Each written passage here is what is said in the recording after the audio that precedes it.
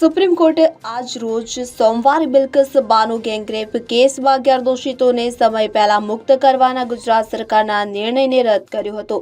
Justice BV નાગરત્ના અને justice ઉજ્જવલ ભુઇયાની બેન્ચે સુનાવણી દરમિયાન ગુનાને રોકવા માટે સજા આપવામાં આવે છે હોવાનું જણાવ્યું હતું। બિલ્કિસ બાનો કેસની સુપ્રીમમાં સુનાવણી કરાઈ હતી ત્યારે બિલ્કિસ બાનો ગેંગરેપ કેસમાં 11 દોષિતોની સમય પહેલા મુક્ત કરવા મામલે સુપ્રીમ કોર્ટે આજ રોજ એટલે કે 8 જાન્યુઆરી પોતાનો ચુકાદો સંભળાવ્યો છે। જસ્ટિસ બીવી નાગરત્ના અને જસ્ટિસ ઉજ્જવલ ભુઇયાની બેન્ચે આ કેસની સુનાવણી કરી હતી। બેન્ચે તેનો નિર્ણય 12 ઓક્ટોબર 2023 માટે અનામત રાખ્યો હતો।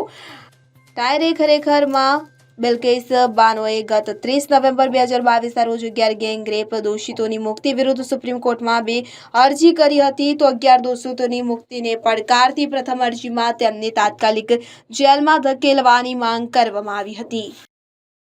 Bureau report CN24 news. હવે જુઓ દેશ દુનિયાની તમામ ખબરો તમારી આંગળીના ટેરવે।